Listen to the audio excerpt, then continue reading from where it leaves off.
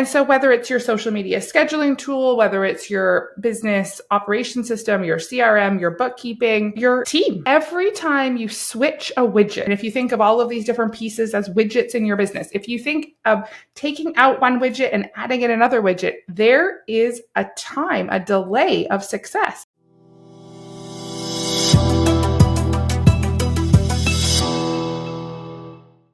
Oh my gosh, we're back. We are back for season 3. I'm super excited to be back recording.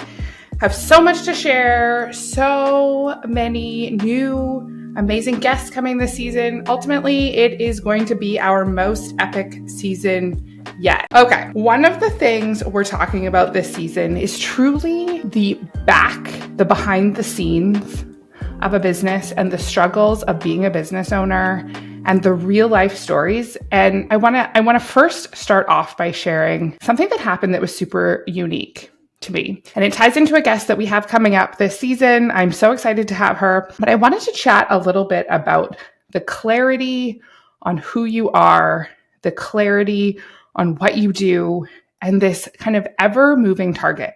Because one of the things we know is that with technology and the rapid availability of information, guys, information turns over so fast. Like if you think about even 10 years ago and think about how long it took for information to become available, something new, something exciting, and the rapid speed, the reach, the global reach that is now available. Gary Vee talks a lot about this, that ultimately we are at an amazing advantage. We have this opportunity because we have an ability to reach every part of the globe in a way that we never could before. So we have this opportunity, but what challenges is it presenting us? And one of the things is, just when we start to feel like we know what we're doing, we know what our business does, we know our system, we know our process, we know all of these pieces, then we're harmlessly scrolling on social media or chatting with a business connection, and they say, hey, have you heard about this? Insert new thing. And if you're not super confident and committed to what you already have, if you're not super involved in what you already have, it's sometimes difficult not to get distracted. I'll be honest, it's something that comes up for me, and it all depends on your social media algorithm. We've talked in past seasons about how, you have to be careful of the information you consume online and that your algorithm is only showing you things that it thinks you want to see. Yesterday, I was on my own personal Facebook and someone asked a question, hey, are you using Discord for your customer communication? I'm like, Discord? And I asked the question, I said, hey, what makes Discord be your recommendation? Because when I think of Discord, I think of like gamer streaming chat. That's what I think of. I don't think of like business agency customer portal. And so he and I went back a few times and we were chatting about it. And he said, totally. He said, the interesting piece is that a lot of the gamer streamers that were so amazing on Discord have now entered the business world. They've shifted their businesses. They're in the business world now. And so they're still using this tool that was, amazing to them for the first part of their career. And so they built out some features and whatever. Part of me wanted to run on over there and check out Discord. I'll be honest, I've never used Discord a day in my life. And I thought, hey, no, hold the phone. Don't get down in the weeds. I also had an offer come across, a DM, someone saying, hey, this software is amazing. You should be selling it. And I said, nope. Nice. Nope. I am not selling that software. It is a great software, super cool. And I'm going to recommend it to a couple of connections that I have that would be great at selling this software. But I'm not selling it. I'm staying out of the weeds. And I could tell he tried to do a little bit, it would be great for your audience. And, you really have to offer them all these things. And I said, no, we have simplified, and simple is what sells. Fancy gives so many more possibilities for failure. And when it comes to simple, people need to know what you do. And if every time something new comes along, you're like, ooh, maybe it's me. Maybe it's for me. You jump, you spend so much time getting started with something new, because every time you switch something, there is time to get up to speed.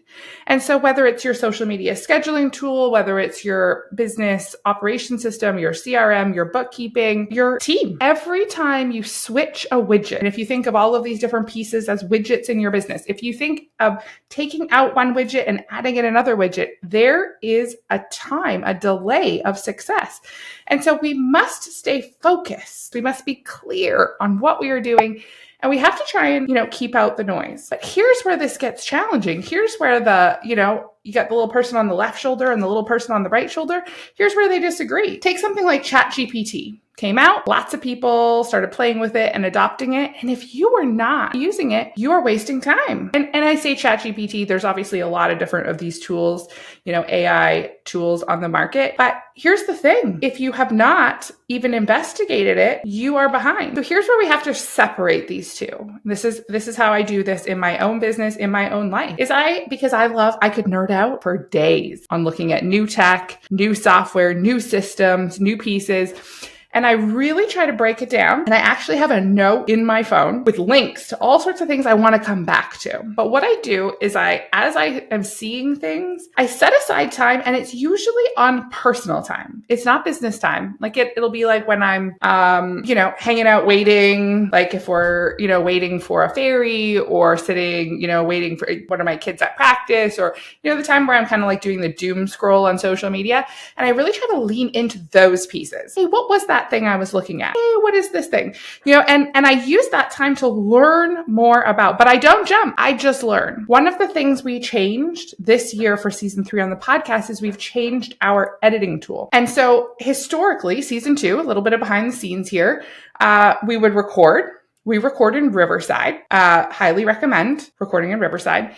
But what we would do is we would export all those clips and we would send them to the video editor, and we would send them to the podcast editor, and we would be downloading, we would be uploading files. Video files take a long time, and we would be uploading those to Google Drive, and time consuming process. But what we realized is Riverside has a Adobe Premiere direct export. Adobe Premiere has some great tools for podcast editing. So you can do your podcast, you can do your video, you can do your short form clips. Adobe Premiere also launched a text editor similar to Descript. And so now in just one export, you can do all of these things. And so we made this transition. But I want you to know the amount of time that went into thinking about whether that was the right thing on my own personal time. It was crazy because I see things come up all the time. This is what you should be doing with your podcast. This is how you should be scheduling your social media.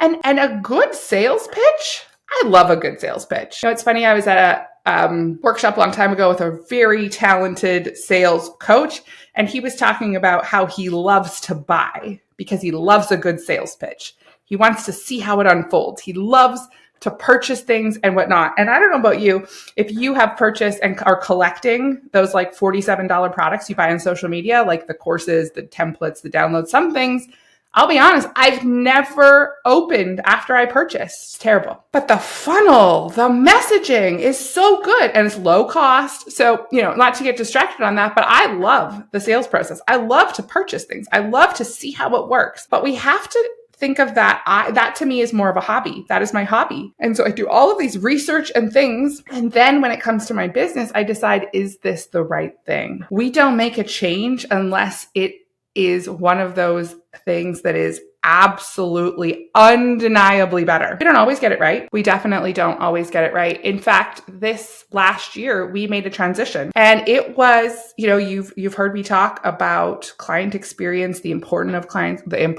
of client experience. And we made an investment in our bookkeeping agency client experience. We moved to a new task management system, bookkeeping focused, supposed to be amazing. We tested it. We played with it. We made sure it was the right thing. And you know what? It was not the right thing. We had more frustrated clients in the 4 months that system was live than ever before. And so what did we do? That's one of those, we need to move quickly. And why am I sharing all of this? Why am I giving you this? What feels like contradictory advice? Because I want you to really think about the objective. I want you to think about the objective. I want you to decide when it matters to move quickly and when does it something that you should really take the time. Like I said, I have a list on my phone of all these things I want to come back to. I have in Facebook, I have you can save things on Facebook. You click the little save thing.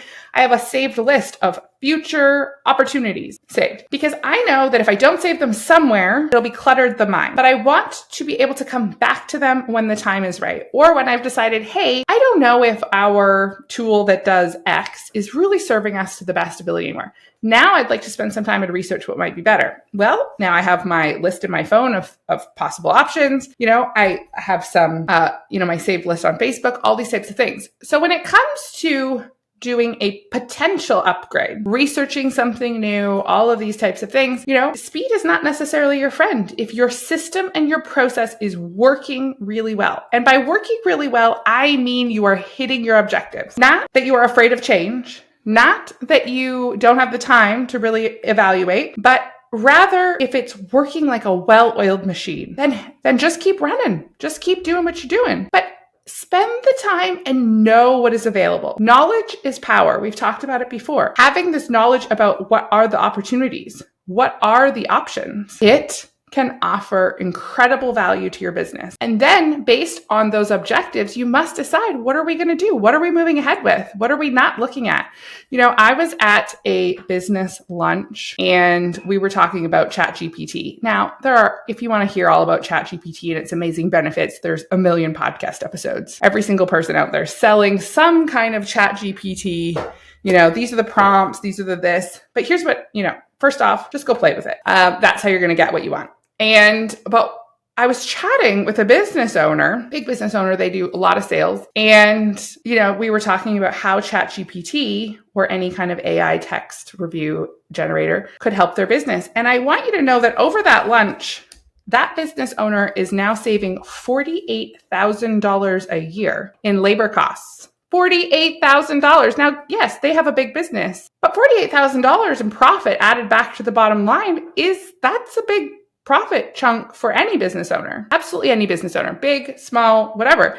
And so we laid out that plan over a lunch, did some testing, and decided, hey, to roll it out on a pilot. And, they carried on. Had they snoozed on something like that, that would cost them. But here's why they were quick to move. Here's, and we're going to break this down because you're saying, Tiffany-Ann is telling me, just wait, put it on a list, come back to it. And now she's saying, well, had they snoozed on this, it would have cost them money. But here's why. The role that AI, the ChatGPT is doing is something that they were trying to hire for and could not find the right person. Their team was working overtime. Their team was behind. Their team was really struggling with hitting deadline. People were feeling guilty about taking vacations. The culture of what was going on had become a problem. And so they're trying to hire, and they can't hire. They can't find anyone that to do that job. And so instead of negatively affecting this team, the deadlines, the turnover of information, all of this, rather than doing that, they added this piece and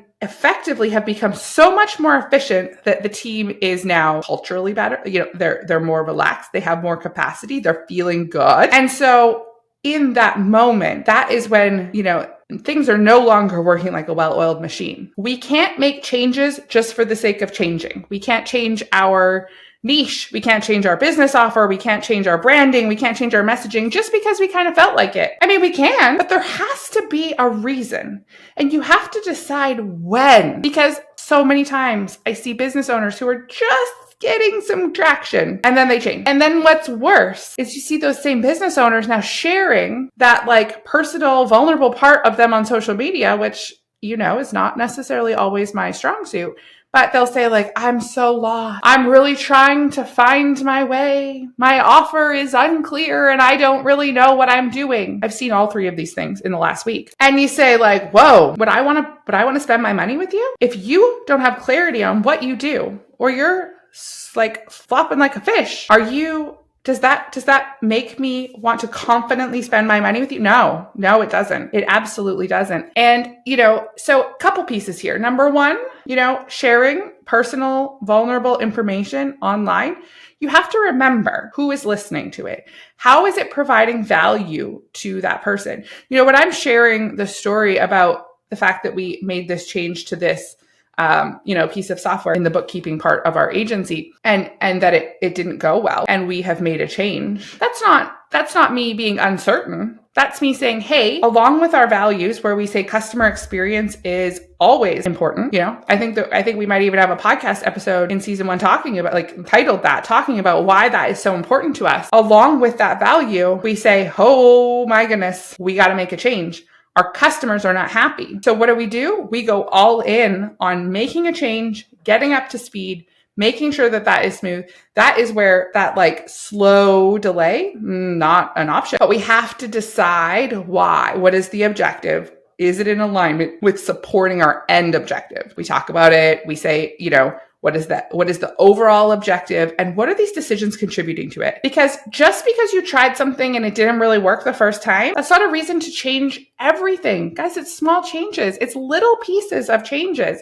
It's deciding when big changes are required because it's not all the time. It's not every new piece of software. It's not every new, influencer on social media saying, hey, you could do this and you could do that. In today's day and age, in 2023, our options and possibilities are endless. There is no perfect something for one size fits all. So the fact that you do it one way and someone else does it another way and they have this great tool, that's great. Keep an eye on those things. Knowledge is power. Know what is available to you, but just because something is available doesn't mean you should do it. I saw someone recently sharing about how you could build a funnel on Canva. And I said, just because you can doesn't mean you should. Canva has, is an incredibly diverse platform. They have some amazing pieces. They have some, recently you can really even do video editing in Canva. Crazy. And, just because something is available doesn't mean it's what is the most perfect thing for you. Would I build my funnels in Canva?